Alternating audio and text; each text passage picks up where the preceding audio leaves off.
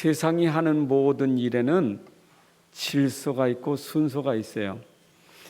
여러분들이 병원에 가면 어떤 경우 순서가 너무 오래 많이 있잖아요. 그러면 어떡하지 그러잖아요. 그래도 순서대로 해야 되지, 새치기 하게 되면 질서가 무너지면 서로 불편해요. 은행을 가든지 관공서를 가든지 전부 우리는 순서표 뽑고 기다리고 있지 않습니까? 자동차도 그렇고 비행기도 그렇고 다 순서, 질서, 규칙이 있는 거예요.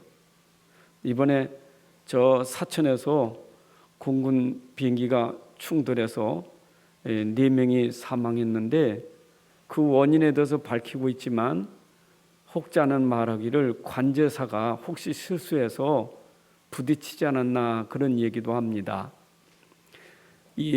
그 제주 공항에 비행기가 그 이착륙하는 것이 아주 1분, 2분 이렇게 사이로 계속 떴다 앉았다 하는데 관제사가 숫자가 적으니까 이 사람들이 막 거기서 힘들어 가지고 사표를 낸다 할 정도로 그렇게 얘기를 해요. 그 비행장에서 관제사의 역할이 얼마나 중요한지 몰라요. 그 큰 날아다니는 비행기가 순서 질서를 잘 지켜서 앉고 뜨는 것이지 그냥 되는 게 아니에요. 세상의 모든 이치가 다 그래요. 규칙이 있단 말이에요. 그거는 질서를 잡기 위해서 규칙이 있는 거예요. 또 그것대로 우리가 순서대로 해야 되는 거예요. 근데 세상 것도 그렇지만 영적인 것도 마찬가지예요. 하나님은 질서의 하나님이에요. 고린도서 14장 33절 보면 하나님은 무질서의 하나님이 아니시오 그랬어요. 하나님이 무질서하신 하나님이 아니에요. 하나님도 질서의 하나님이십니다. 그래서 하나님은 그 질서를 무엇으로 가지고 질서를 잡으셨느냐? 말씀 가지고 질서를 잡으신 거예요. 세상에는 법이 질서지만 영적인 세계도 법이 있어요. 하나님의 법이 질서예요. 에덴 동산에 질서가 있었잖아요. 에덴 동산이 아담과 하와가 누릴 수 있는 최고의 동산 에덴 동산이잖아요. 근데 그 에덴 동산에도 질서를 지켜야 에덴 동산 낙원이 되는 거예요. 그래서 하나님의 법을 주신 거예요. 말씀을 줬단 말이에요. 그것이 창세기 2장 17절에 말씀을 법을 줬잖아요. 그 법을 지키면 에덴 동산에서 마음껏 누리고 살 것인데 법을 어긴 거예요. 질서를 어긴 거예요. 내어 쫓긴다고 그때부터 인생은 고통이 올 수밖에 없는 거예요. 하나님 말씀은 법이에요. 여러분, 하나님 말씀은 내비게이션과 같아요. 그래서 시편 119편 105의 말씀도 인생은 말씀이 우리의 발, 길의 등 빛이거든요. 그래서 우리가 말씀 따라가야 여러분들이 제대로 갈 수 있는 거예요. 말씀 놓치면 분명히 방황하고 문제가 될 수밖에 없어요. 육신도 이런 법이 필요하다면 우리 이 영적인 존재도요, 하나님 말씀이 참 중요해요.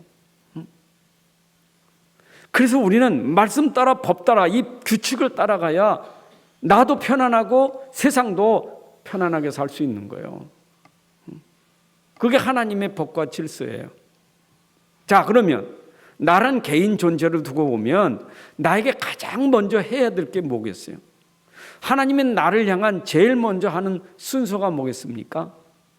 그것이 바로 내 영혼부터 잘 돼야 돼요.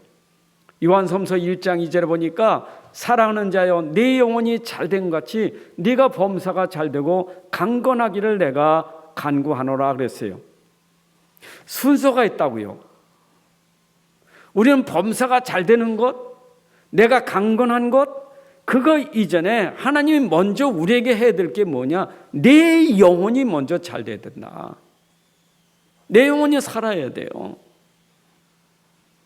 내 영혼이 살지 않고는 세상에서 아무리 세상이 좋고 아무리 세상이 잘 나가도 나에게는 그게 복이 될 수가 없어요. 내 영혼이 망가졌는데, 내 영혼이 실패했는데, 내 영적 상태가 안 되는데, 세상에 어떤 환경이고 어떤 상황이라도 거기에 행복을 누릴 수가 없어요. 사람들은 자기 영혼을 모른다니까요. 영혼을 모르니까 자꾸 세상 환경을 찾아가는 거예요. 아이 대한민국 못 살겠어. 저 잘 사는 나라 선진국, 저 잘 사는 나라 가면 내가 더 행복하게 살 수 있을 것 같아요? 하나님은 그렇지 않아요. 네가 거기 가기 전에 네 영혼부터 잘 돼야 돼요. 여러분, 내 영혼이 잘 되면 나라가 문제가 아니고 환경이 문제가 되는 게 아니에요. 우린 자꾸 우리 가정 환경, 내 삶의 환경에서 내 영혼을 잘 모르니까 자꾸 현장에서 무너지는 이유가 뭐냐? 나 때문이에요. 내 영혼 때문에. 그래서 하나님 말씀은 네 영혼이 잘된 같이 여러분 오늘도 말씀으로 여러분 영혼이 살아나야 돼요. 하나님의 관심은 영혼부터 구원하는 거예요. 하나님의 관심은 영혼부터 잘 되게 해야 돼요. 여러분 여기 있는 한 사람 한 사람이 하나님의 말씀을 통해서 영혼이 회복돼야 돼요. 내 영혼이 살면 모든 게 살 줄로 믿습니다. 자, 그러면 오늘 우리가 에베소 말씀을 쭉 보면서 에베소 말씀도 규칙이 있어요. 여기 규칙은 뭐냐? 여기 규칙은 교회에 대한 규칙이요. 교회가 어떤 규칙을 따라가야 돼요? 어떤 질서를 따라가야 되느냐? 지금 그거를 말씀하고 있는 거예요. 여러분 교회는 참 중요하잖아요. 근데 교회가 질서가 있어야 돼. 교회도 질서가 무너지면 교회가 이게 무너지는 거예요. 하나님은 교회에 질서를 주셨어요. 그래서 하나님은 이 교회의 시작을 어떻게 하셨느냐? 여러분 교회가 뭡니까? 교회가 어떻게 시작되었습니까? 교회의 시작은 마태복음 16장 16절부터 18절의 말씀으로 교회가 시작되는 거예요. 시몬 베드로가 대답하이르되 주는 그리스도시요 살아계신 하나님의 아들이시다 라고 고백하니까 예수께서 대답하시기를 바요나 시몬아 네가 복이 있도다. 이를 내게 알게 하는 혈육이 아니요 하늘에 계신 내 아버지시니라. 그러면서 그때 그 고백 속에 세워진 교회가 바로 반석 위에 세워진 교회예요. 내가 네게 이르노니 너는 베드로라. 내가 이 반석 위에 내 교회를 세우리니. 바로 베드로가 주는 그리스도시요 살아계신 하나님의 아들이라고 신앙 고백한 그 고백이 반석이에요. 거기에서 교회가 세워진 거예요. 우린 지금 눈에 보이는 교회를 유형교회라고 말합니다. 눈에 보이는 교회, 유형교회. 눈에 보이지 않는 교회가 있어요. 눈에 보이지 않는 교회를 무형교회라래요. 그럼 무형교회는 뭐냐? 예수 믿는 모든 사람이 교회예요. 그래서 교회는 시작이 뭐냐? 내 영혼이 구원받아서 내 영혼이 주는 그리스도시요 살아계신 하나님의 아들이라고 신앙 고백할 때 교회가 되는 거예요. 이 교회가 모인 것이 바로 유형교회예요. 그것이 마가다락방 교회예요. 마가다락방 교회는 사도행전 1장 15절에 마가다락방에 모인 사람들이 있었죠. 그때 모인 무리의 수위가 약 120명이 되더라 그랬어요.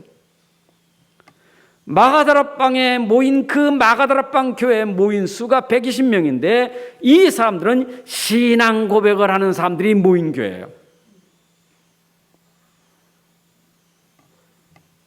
교회, 믿는 사람들이 모인 것이 교회, 성도들이 모인 것이 교회예요. 구원받은 사람들이 모인 것이 교회예요. 바로 여기가 우리 믿음의 사람들이 모인 교회예요. 여기는 교인도 있고 신자도 있어요. 그리스도인도 있지만은 또 비그리스도인도 있어요. 기준이 뭡니까? 믿지 않으면 그 사람은 교인이에요. 믿는 사람이 신자예요. 그래서 우리는 믿는 사람에게 세례를 주고 그 세례를 통해서 우리가 교회로 연합되는 거예요. 그 세례는 물론 물 세례 이전에 성령 세례 받는 거죠.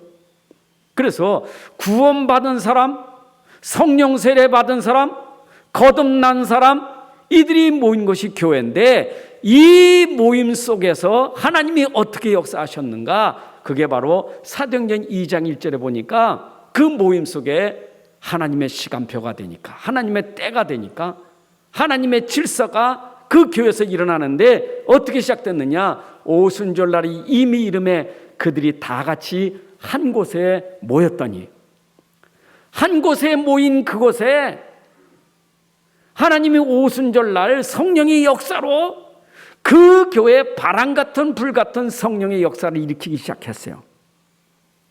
여러분, 우리 모임 속에 하나님의 성령이 역사하셔서 우리 수준이 아니고 하나님의 역사로 어디로? 저 현장을 살려가는 교회로 여기를 세우신 거예요. 그래서 교회는 뭐에서 뭐에 예배 드리는 거예요.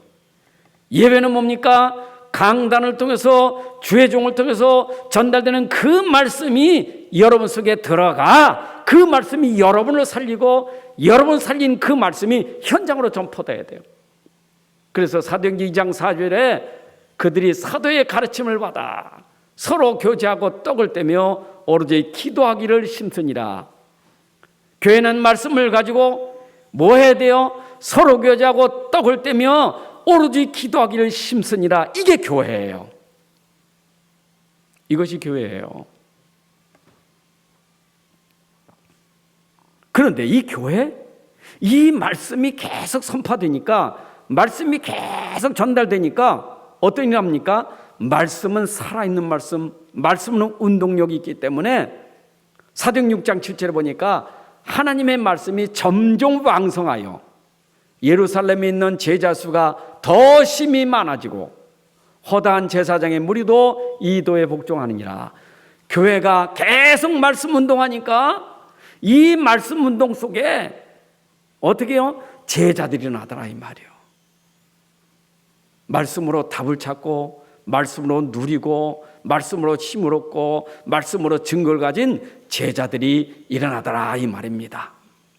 자, 이게 바로 에베소 교회에 이런 교회였었어요.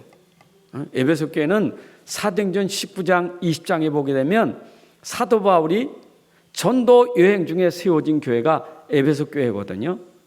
근데 에베소 지역에서 바울이 참 큰 일들을 많이 하셨어요. 두란노서로 제자를 키우고 그 제자를 통해서 일어나는데 그 현장에 우상이 무너지고 그 현장에 하나님 나라 이루어지는 그런 역사가 일어났단 말이에요. 그러다가 에베소 사역을 마치고 이제는 바울이 어디로 가냐? 로마로 가야 된단 말이에요. 사도행전 19장 21절에 내가 로마도 보아야 하리라 하고 이제는 에베소 사역을 끝으로 로마를 가려고 하는데, 그때 로마로 가기 전에 예루살렘에 가서 보고를 하고 가야 된단 말이에요. 선교사니까. 그래서 예루살렘에 가려고 했더니 그때 에베소 교회에 사람들이 만류하는 거예요. 밀레도 섬에서 에베소 교회 장로들을 불러놓고 내가 이제 로마를 가야 하기 때문에 예루살렘에 올라간다니까 만류하는 거예요. 가면 안 됩니다. 당신이 결박다고 옥에 가둘 겁니다. 바울이 그때 한 말이 유명하지 않습니까? 나는 나의 달려길과 나의 사명 마치려 하면 내 생명을 조금도 귀한 것으로 여기지 않는다.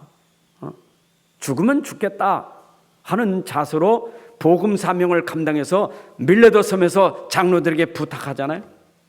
거기서 메시지를 준 거예요. 말씀을 준 거예요. 그래서 밀레도 섬에서 장로들이, 중직자들이 바울의 말씀을 듣고 이 말을 한 후에 그때 바울이 무릎을 꿇고 그 모든 사람들과 함께 이 말씀이 성취되기 위해서 기도했던 거예요.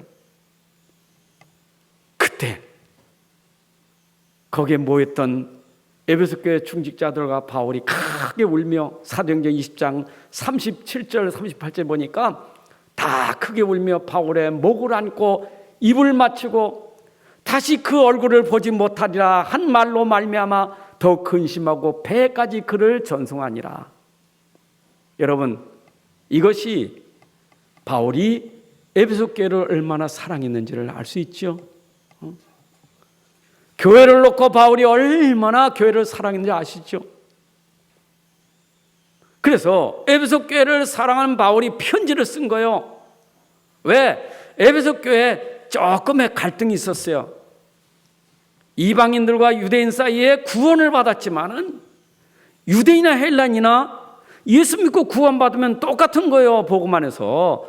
그런데 복음보다 자꾸 종교 색깔, 사상 이런 게 들어가니까 갈등이 생길 수밖에 없어. 그래서 바울이 그 교회에 편지를 쓴 겁니다. 너희가 어떻게 구원받은 줄 아느냐?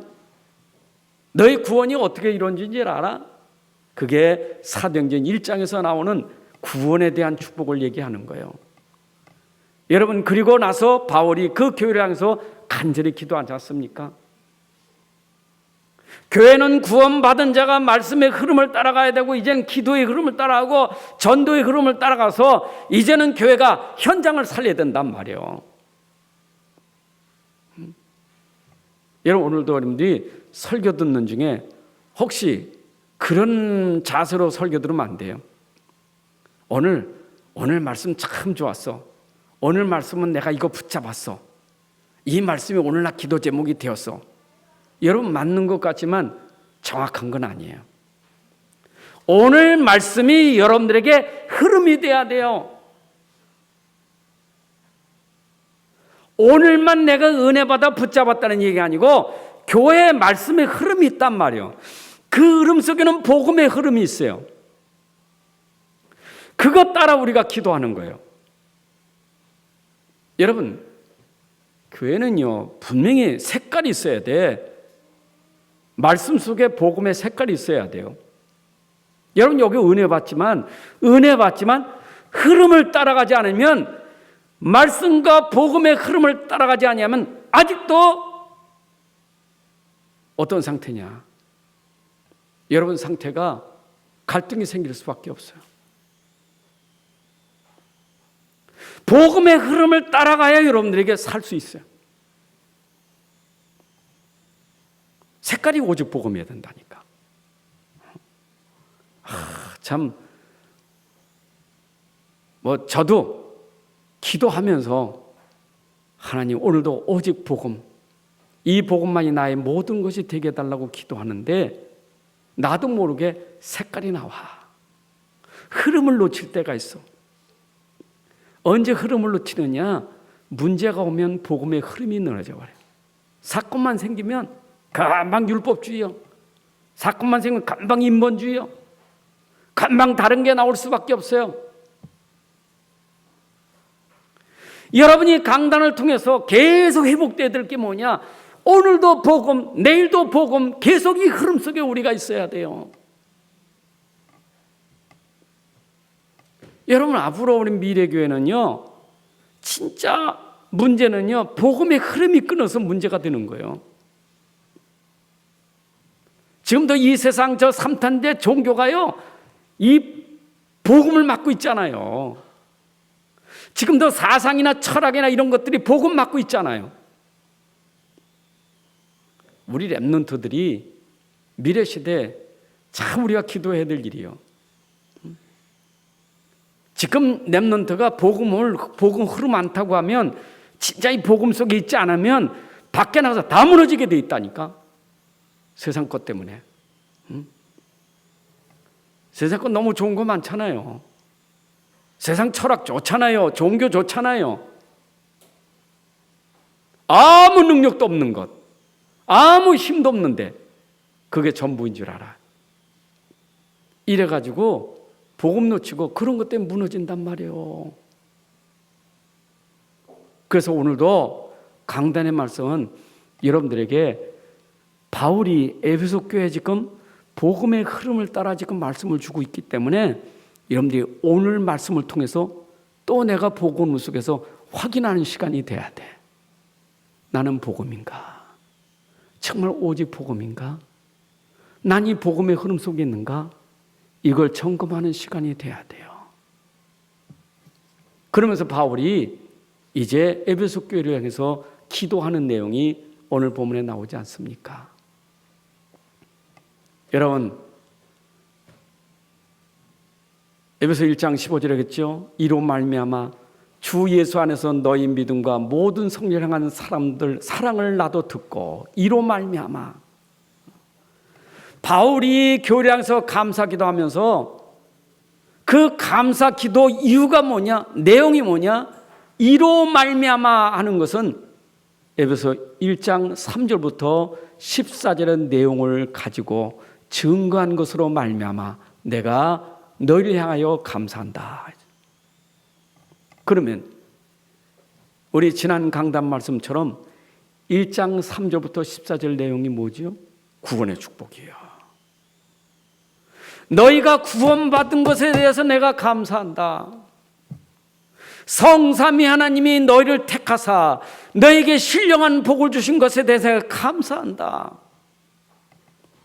여러분, 주의 종이 교회를 향해서 성도를 보니까 감사한 게 있어요. 야, 이들이 구원받은 백성이라는 게 얼마나 감사한지.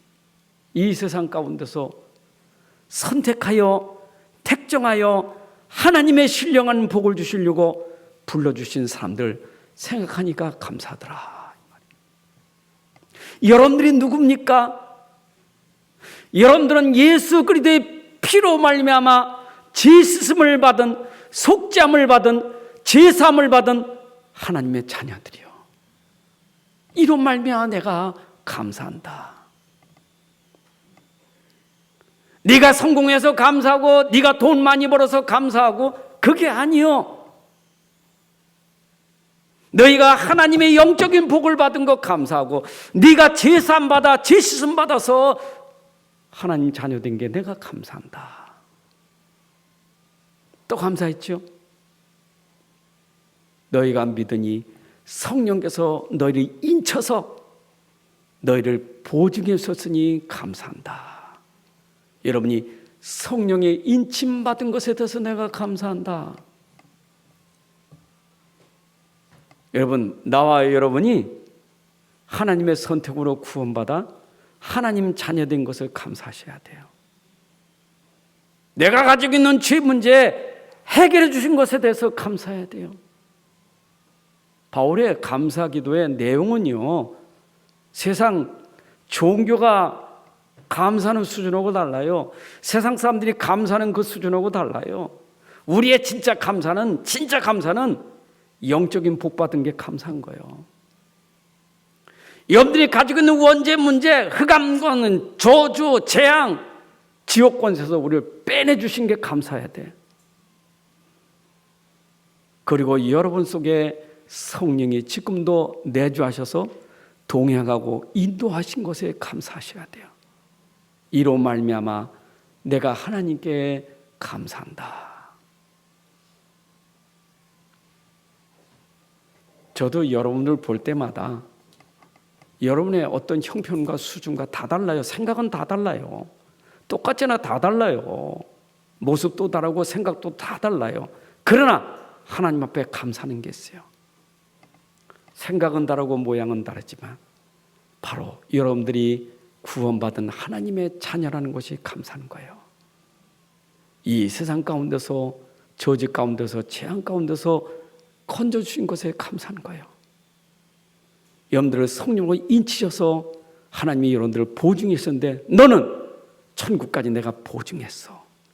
영원한 하나님 나라까지 내가 보증했어. 성령으로 인쳐서 보증해 주신 것에 감사하는 거예요. 이것이 진정한 감사예요. 그리고 또 감사가 뭐냐? 너희의 소문을 듣고 내가 감사한다. 내가 기도할 때 너희의 소식을 들었는데 어떤 소식이냐? 주 예수 안에서 너희 믿음과 모든 성도를 향한 사랑을 나도 듣고, 너희가 예수 안에서 믿음 가진 것, 성도를 향한 사랑을 가진 것에 내가 감사한다. 여러분, 믿음과 사랑은 분리되는 게 아니야. 믿음은 따라오는 게 사랑이에요. 믿음의 열매가 사랑이에요. 내가 소식을 들으니 너희들이 주 예수 안에서 믿음, 성도를 향한 사랑을 내가 들으니 감사한다. 여러분, 오늘도 하나님이 기뻐하시고 주의 종들이 기뻐하는 그런 교회, 믿음 있는 교회, 형제가 서로 사랑하는 교회, 이 교회가 진정으로 정말 축복받은 교회예요. 그래서 어떻게 내가 믿음이 되고 사랑이 되느냐? 주 예수 안에서 믿음이 되고 사랑이 될 수밖에 없는 거예요. 이 믿음이 어디서 나오고 사랑이 어디서 나오느냐? 주 예수 안에서 나오는 믿음이고 사랑이에요. 여러분, 주 예수 아시죠? 복음 안에서 나오는 믿음과 사랑이에요. 그래서 서두에 말씀드렸지만 우리가 복음의 흐름에 따라간다는 것은 내가 오직 예수, 오직 믿음, 이것 따라가는 속에서 나오는 믿음과 사랑이에요. 왜 내가 불신앙합니까? 왜 내가 형제를 미워합니까? 내 상태가 그런 상태인데 내가 오늘 와서 무엇으로 말씀의 은혜를 받았습니까?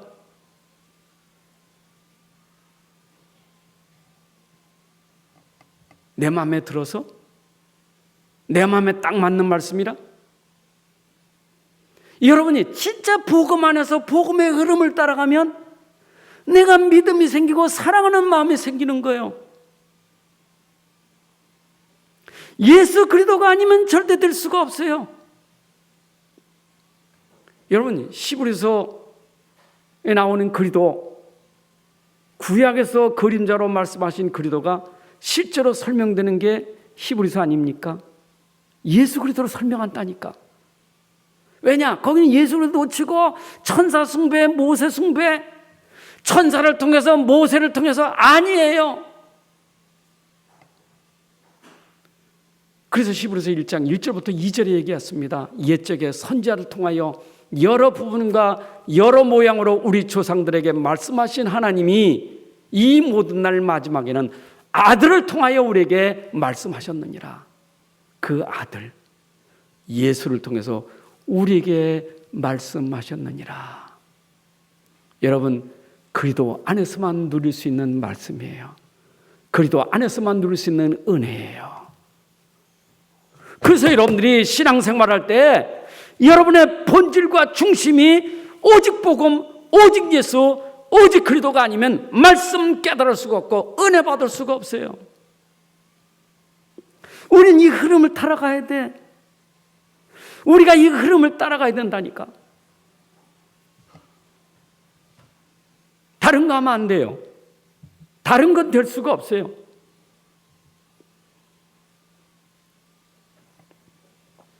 아니, 맨날 듣는 말씀인데, 창세기 얘기하든 출애굽기든 갈라디아서를 얘기하든 에베소 얘기하든 66권은 전부 예수 그리스도 말하려고 쓴 거예요. 그 안에서 오는 믿음, 예수를 믿는 믿음, 여러분이 그리스도를 믿는 믿음, 그 믿음이 사랑으로 연결되는 거예요. 여러분, 믿음 안에서 사랑되어야 요한복음 13장 35절의 말씀처럼 너희가 서로 사랑하면 이로써 모든 사람이 너희가 내 제자인 줄을 알리라. 여러분이 그리스도의 제자인 줄을 모든 사람이 알게 되는 것은 여러분들이 믿음 안에서 서로 사랑할 때 제자인 줄을 알리라. 그래서 진짜 복음되어야 진짜 사랑이 나와요. 여러분, 복음에는 미움이 없어요. 우리가 어떤 사람이 죄를 지면 그 죄가 미운 것이지 죄 지은 사람이 미운 게 아니에요. 어떤 사람이 말을 할 때 그 말에 실수를 하면 그 말이 실수지 말을 실수한 그 사람 미운 게 아니에요. 그렇잖아요? 우리가 형제를 사랑한다는 말은 그 영혼을 사랑하고 그 사람을 사랑하는 것이지 그 사람이 지은 죄 때문에 그 사람이 하는 말 때문에 미워한다는 것은 복음이 아니에요. 그렇잖아요. 하나님이 나와 여러분들을 사랑할 때 여러분들 수준 보고 사랑하셨습니까? 굉장히 의롭게, 굉장히 착하게, 바르게 살아 사랑했습니까? 우리가 아직 연약할 때, 우리가 아직 죄인들 때 사랑하셨는데 그게 복음이에요. 예수님이 언제 십자가에 죽으셨습니까? 내가 아직 죄인으로 저주 재앙 가운데서 죽으셨어요. 그게 복음이에요. 그걸 알아야 진짜 사랑이 나오는 거예요. 그걸 알아야 사랑이 나오는 거예요. 우리는 복음 놓치니까, 진짜 이 믿음 사랑이 놓쳐지니까 밖에 나서 다 무너지는 거예요. 사람 말 때문에, 사람 때문에. 여러분, 그래 말하는 나는 죄 안 짓습니까? 실수 안 합니까? 죄 있어요. 허물도 있어요. 그러나 그리도로 덮어주시는 것이지.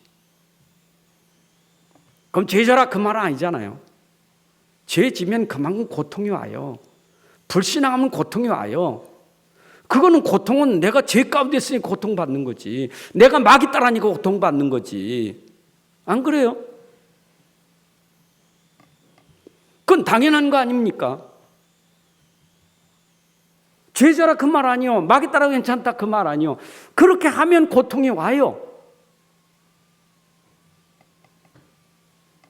내가 고난받을 때 그 고난이 나에게 유익하게 되는 것은 고난 때문에 말씀을 깨닫는 것이 유익한 거예요. 맞죠? 그것 때문에 내가 복음 깨달은 게 그게 축복이에요. 그럼 어쩌면 내가 실수하고 잘못한 게 그래서 나는 오직 복음만이 한데 주님 정말 난 복음밖에 없습니다. 그게 바로 복음의 사람이에요. 자, 여러분 오늘 에베소 교회도 그랬지만 성경에 칭찬받은 교회가 데살로니가 교회 아닙니까? 데살로니가 교회 1장 3절부터 보게 되면 데살로니가 교회는 믿음의 역사와 사랑의 수고와 소망의 인내가 있었다 그랬어요. 참 믿음이 있고 사랑 있고 수고가 있는데 이 교회는 소문이 퍼질 만큼 아주 참 멋있는 교회예요. 데살로니가 교회가. 믿음 있고 사랑 있고 소망 있는 것이 소문났다니까. 그래서 아가야 지방과 저 아시아 모든 지역에 이 복음의 선문으로 구원받는 자들이 난 거예요. 여러분이 진짜 오직 복음이라면 믿음이 소문나고 사랑이 소문나서 여러분을 통하여 현장이 회복되어야 될 줄로 믿습니다. 그게 복음의 사람이에요. 그게 복음이 당연한 거예요. 다시 말합니다. 내가 복음이라면서도 우리는 흐름을 놓치면 말씀 듣는 그 자리에서도 내가 흐름을 놓치니까 미운 거예요. 말씀 들으면서 은혜 받는 게 미운 거예요. 그러니까 미워하는 나에게 뭔가 마음에 딱 맞는 말 들으면 되게 좋은 거예요. 내게 맞는 말만 좋은 게 아니라 여러분들은 복음 속에서 흘러가야 돼요. 그래야 여러분들이 치유되고 모든 말씀이 성취되는 것이에요. 아멘. 자, 그러면서 뭐라 했어요? 내가 기도할 때 기억하면서 감사한다. 참, 바울이 에베소 교회를 기억할 때마다 생각날 때마다 하나님께 감사했다는 거예요. 여러분 빌립보서에서도 바울이 빌립보 교회를 감사 기도할 때 그런 말 했어요. 빌립보 1장 3절에 보니까 내가 너희를 생각할 때마다 나의 하나님께 감사한다. 내가 간구할 때마다 너희 무리를 위하여 기쁨으로 항상 간구한다. 이유는 뭐냐? 너희가 첫날부터 이때까지 복음을 위한 일에 참여하고 있기 때문이다.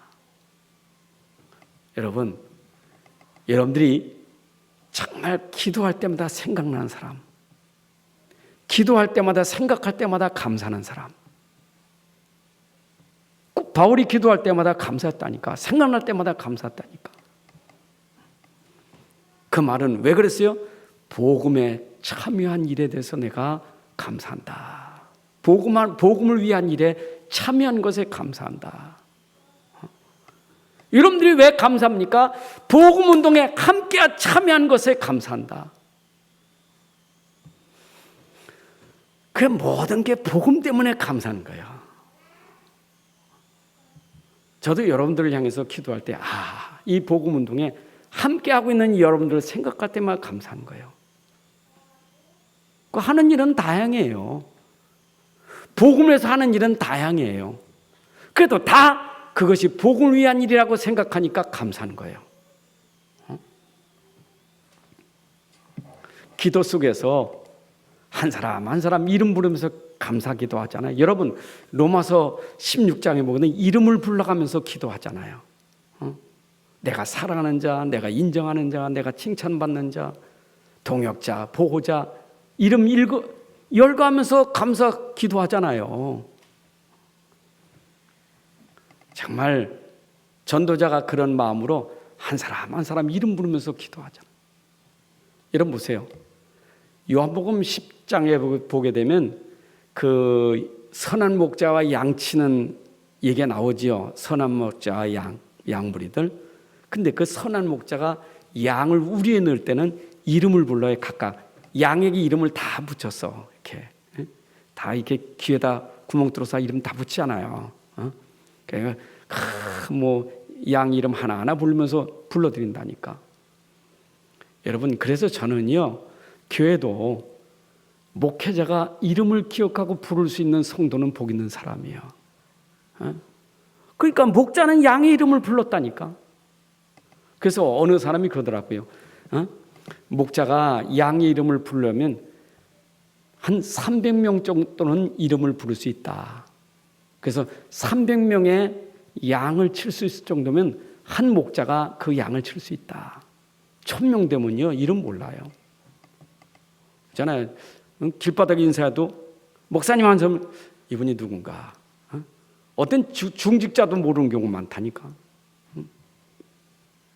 근데 저는 우리 교회가 작아서 그런지 몰라도 하루에 한 번씩 꼭 기도할 때 이름 다 부르면서 기도할 수 있는 게 참 축복이에요. 여러분 기도의 배경이 있다는 거 감사하셔야 돼. 에베소 교회가 구원받은 하나님 백성이지만 바울의 기도 배경 속에 있기 때문에 교회가 힘이 있었던 거야. 세계복음 하려면 교회는 힘이 있어야 돼요. 그 힘의 배경은 기도예요. 여러분들이 힘 없는 것은 기도 배경이 있어서 그런 거예요.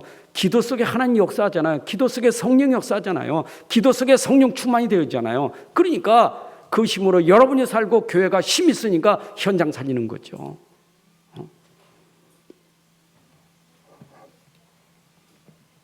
기도할 때마다 내가 너희를 향해서 감사가 그치지 않았다.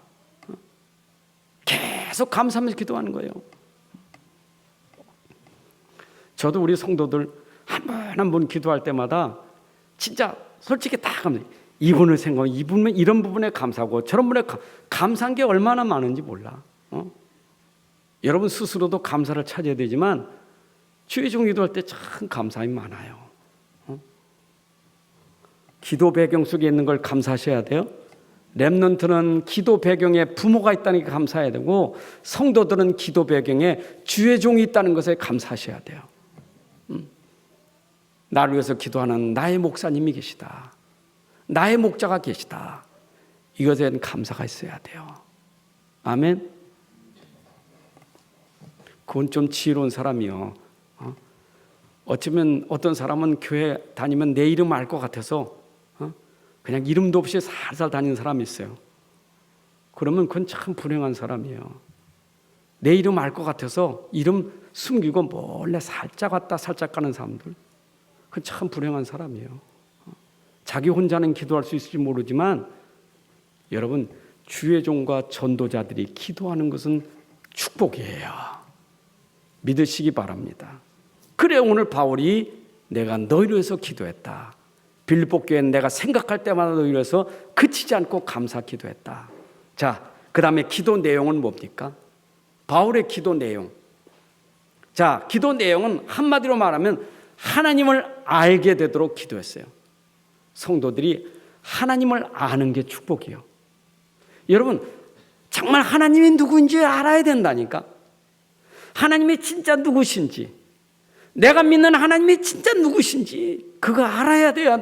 하나님 알아야 말씀을 알아요. 말씀을 알아야 복음을 알아요. 하나님을 알아야 복음 속에 있는 글도를 아는 거예요. 여러분들이 하나님을 알게 해달라고 기도했어요. 어떻게 하나님을 알 수 있습니까? 지혜와 계시의 영을 주사 하나님을 알게 하시고 그랬어요. 여러분, 하나님을 아는 게 복입니다.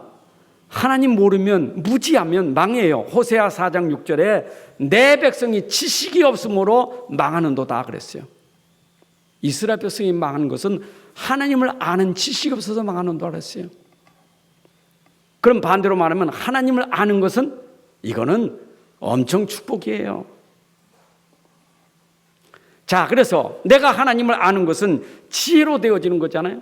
계시의 영으로 되는 거잖아요. 이 말은 지혜는 땅의 지혜가 아니라 하나님이 주신 지혜가 있단 말이에요. 그 지혜는 어떻게 생기느냐? 성령으로 말미암아 지혜가 생겨서 오늘도 하나님을 알게 되는 거예요. 여러분, 내가 예수를 아는 것이 내 안에 영이 아니고는 알 수 없어요. 고린도서 2장 10절 12절 보니까 오직 하나님의 성령으로 이것을 우리에게 보이셨나니 성령은 모든 것 곧 하나님의 깊은 것까지도 통달하시느니라. 사람 속에 있는 영 외에 누가 알리요? 이와 같이 하나님의 일도 하나님의 영에는 아무도 알지 못하느니라. 우리가 세상의 영을 받지 아니하고 오직 하나님께로부터 온 영을 받았으니 이는 우리로 하여금 하나님께서 우리에게 은혜로 주신 것들을 알게 하려 하심이라. 성령으로 말미암아 여러분들이 알게 되는 것을 믿으시기 바랍니다. 그래서 믿음도 성령으로 되어지는 거고, 내가 정말 믿음 속의 사랑도 성령으로 되어지는 거예요. 하나님을 아니까. 자, 두 번째 뭐였어요? 마음의 눈을 밝히사 하나님을 알게 하시고. 마음의 눈, 여러분 영안이 열려야 돼요. 소경이, 두 명의 소경이 예수님 따라가면서 소원하잖아요. 뭐라고 그래서 주여 우리가 눈 뜨기를 원하나이다. 여러분, 지금도 사람들이 육신의 눈 떴지만 영적인 눈이 어두워서 지금 방하는 사람 많아요. 영안이 떠져야 돼요. 근데 그 눈이 떨어져야 된다니까. 어둠 속에서 빛이 임해야 눈이 떨어지는 거예요. 여러분, 어둠 속에 빛이 임해야 눈이 열어집니다. 안 그래요? 캄캄한 방에 들어가 보세요. 골방에 들어가 보세요. 안 보여, 아무것도 안 보여. 빛이 임하면 보이는 거예요. 그래서 예수님이 요한복음 8장 12절에도 말씀드렸잖아요. 나는 세상의 빛이니. 그래서 요한복음 9장 5절에 보면 나는 세상에 있는 동안엔 세상의 빛이로다. 여러분들 오늘도 세상의 빛 대신 그리스도가 내 안에 들어오면 눈이 열려져서, 마음의 눈이 열려져서 하나님을 알게 되고, 여러분 말씀을 알게 되는 줄로 믿습니다. 이게 영안이 열려져야 돼. 그러면 영안이 열려지면 우리에게 뭐가 보입니까?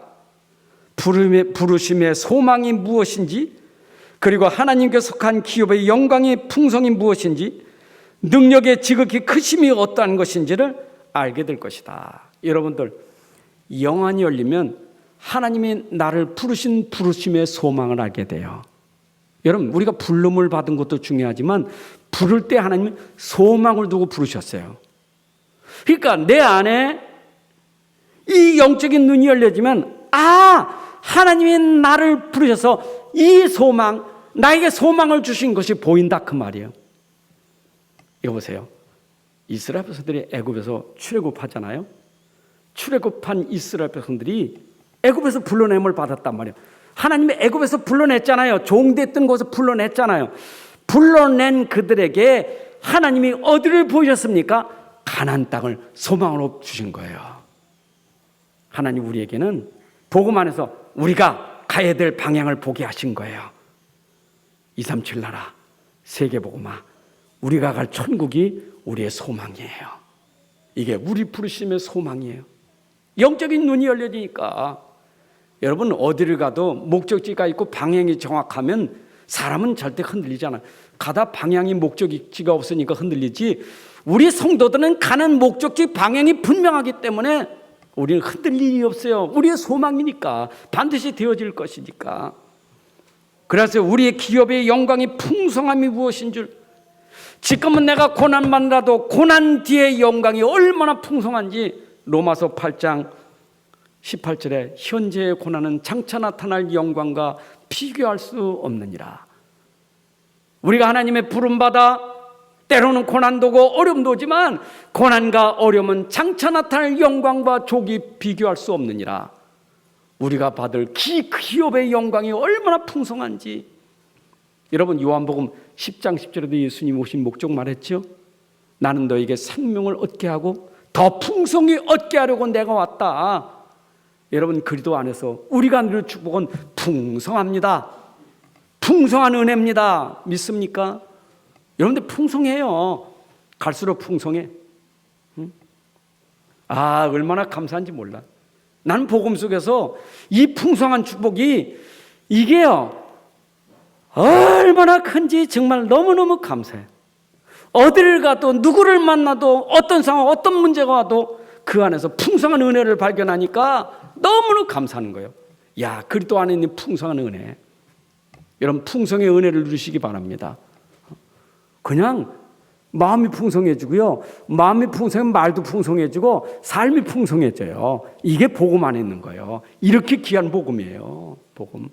안 그렇습니까? 정말, 이게 뭐 사람 만난 게 복이요. 사람이 풍성해야 만난 게 복이요. 삐쩍 마른 사람 아니면 풍성한 사람 돼야 돼. 육신적으로 삐쩍 말고 영적으로 삐쩍 메마른 사람하고 영적으로 풍성한 사람 만날 때 달라요. 달라. 이런 그거는 복음으로 풍성해지는 거예요. 이 사람 만나면 그냥 살려. 얼마나 풍성한지. 다 덮을 수 있고 초월할 수 있고 다 할 수 있어. 그게 복음의 풍성이에요. 그게 하나님 나라의 기업이에요. 아멘입니까? 그렇게 복음이 그렇게 빈약하지 않아요. 여러분 가진 복음이 그렇게 빈약하지 않아요. 그래서 우리가 복음이 오직 복음이라는 게 내게 정말 이게 알아지면 삶이 풍성해진다니까. 뭐 갈등합니까? 뭐 이렇게 시기합니까? 그게 이렇게 뭐 문제입니까? 복음과는 그게 유일성이요. 그게 재창조 능력이요. 그거 하나도 뭐 문제될 거 없어요. 나에게 주신 재창조의 능력이고 유일성의 능력이요. 아무나 받을 수 있는 게 아니요. 그러니까 감사하잖아요. 복음 풍성해야 돼. 그리고 그 능력이 얼마나 큰지 여러분 고린도후서 4장 7절에서 보셨죠? 보배가 얼마나 심히 큰 능력인지를 나타내시잖아요. 여러분 가진 그 보배가 심히 큰 능력이요. 대단한 능력이요. 그 능력이 증거됐잖아요. 어디서? 예수님 죽으시고 부활하실 때 그 능력을 설명했잖아요. 누가 죽은 자 가운데 살아날 수 있습니까? 아무나 할 수 없는 거예요. 근데 그리스도는 죽은 자 가운데 살아나는 능력을 우리에게 보여주셨다고요. 그럼 내 안에 계신 그리스도의 능력은 죽은 자 가운데서 살아난 능력이에요. 이게 심히 큰 능력이요. 이건 세상에 따라올 수 없는 능력이요. 여러분의 죽은 자 가운데 살아신 능력이 여러분 안에 있는 줄로 믿습니다. 살아있는 능력이에요.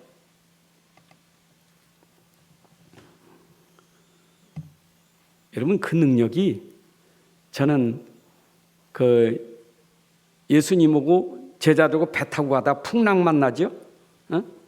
풍랑을 만나는데 그때 제자들이 막 죽겠다고 난리치죠. 근데 제자가요. 그때 예수님이 일어나셔서 바람아 잔잔하라. 바다를 꾸짖고 바람을 꾸짖으니까 잔잔해지더라. 여러분 그 능력은 자연도 바람도 풍랑도 잔잔케 하는 능력이에요. 내 안에 있는 그리스도의 능력.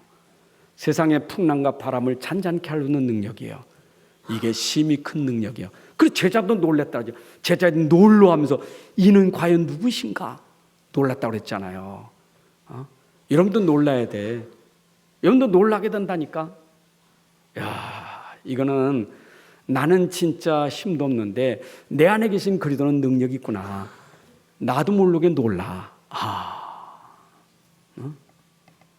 자, 그리고 여러분들이 이제는 누굴래 그리스도의 이름을 누리시기 바랍니다. 그리스도의 이름. 교회가 누리는 이름은 그리스도의 이름이요. 그 이름이 예수입니다. 예수는 그리스도요. 예수의 이름. 그렇잖아요. 대통령의 이름이 뭐예요? 지금 대통령의 이름이 문재인. 그리스도의 이름은 누구예요? 예수. 예수는 누구? 그리스도. 이걸 누리는 게 교회예요. 왜냐? 이 세상과 오는 세상에 뛰어난 이름이 그리스도의 이름이에요. 여러분들 이 세상에 어떤 이름이 그렇게 뛰어난 이름이 있습니까? 여기 보니까 이 세상의 모든 통치, 권세, 능력, 주권을 뛰어넘는 이름, 세상의 왕들의 권세와 세상 통치자들, 세상의 능력자들, 세상의 주권자들, 이거를 뛰어넘는 능력이 그리스도의 이름의 능력이요. 믿으시기 바랍니다. 우리가 그 뛰어난 이름을 가지고 있다니까. 아니, 감히 어떻게 우리가 저 대통령들 왕과 비교할 수 있겠어요? 그렇잖아요. 저 푸틴 대통령 김정은하고 비교가 되겠어요? 우리 비교도 안 돼. 김정은하고 이런 비교도 안 돼. 신같이 여기는데. 러시아 푸틴 대통령과 이런 비교가 됩니까? 비교도 안 되지. 대단한 능력이고 대단한 권세잖아요. 얼마나 힘이 있습니까? 그런데 그들을 뛰어넘는 이름이 내 안에 있다 이 말이에요. 여러분들 김정은만도 못한 사람 아니에요. 푸틴만도 못한 사람 아니에요. 여러분 안에는 그리스도가 있기 때문에 그 이름으로 그들을 뛰어넘는 능력이 있다 이 말이에요. 도리어 그 사람들이 불쌍해. 세상이 왕 보고 불쌍하대. 하물며 총리나 대통령 보고 불쌍하대. 왜냐? 우리 안에 가신 그 능력이 그걸 보니까 그런 거예요. 자, 그 다음 뭐라 했어요? 만물을 그의 발 아래 복종케 하는 이름이다 그랬어요. 여러분, 그리스도는 만물 위에 계신 분이에요. 하늘 땅의 권세를 가지신 분이요. 마태복음 28장 18절에 예수께서 나 말씀하시되 하늘과 땅의 모든 권세를 내게 주셨으니, 여러분이 가지고 있는 그 이름은 하늘 땅의 모든 권세를 가지신 이름이에요. 하늘 보좌를 움직이고 천사를 움직이고 땅의 흑암을 꺾는 그 이름이 예수 이름이에요. 여러분들, 예수의 이름은 가는 곳마다 흑암이 결박되고 그 이름으로 귀신이 떠나가고 하나님 나라가 임하게 될 줄로 믿습니다. 그래서 우리는 그 이름으로 기도하는 거예요. 너희가 내 이름으로 기도하면 내가 반드시 응답하겠다고 약속하셨어요. 예수 이름으로 여러분들이 기도해서 정말 여러분들에게 응답의 축복이 일어나기를 바랍니다. 자, 그리고 교회를 통해서 증거되는 그리스도. 여러분, 교회는 반드시 그리스도가 증거돼야 돼요. 온 세상에 증거될 그 이름이 우리 교회를 통해서 일어나야 돼요. 자, 오늘 에베소 1장 23절에 보니까 교회는 그의 몸이니 만물 안에서 만물을 충만케 하시는 이에 충만합니다. 교회는 그리스도의 머리요. 교회의 머리는 그리스도요. 그리고 교회는 그의 몸입니다. 그래서 우리는 교회 통해서 머리 되시는 그리스도가, 만물을 통치하시는 그리스도가 오늘도 증거되는 교회가 돼야 돼요. 여러분들이 가는 곳마다 그리스도가 설명되기를 바랍니다. 우리 교회를 통해서 그리스도의 능력이 설명되고 그리스도의 생명이 설명되고 그리스도의 축복이 설명되는 교회가 돼야 돼요. 내가 아니고 우리 교회에 증거되고 있는 그리스도가, 여러분들, 이 복음 가진 교회예요. 이 땅을 살리는 교회 되잖아요. 복음이 설명돼서 이 땅을 살려야 되잖아요.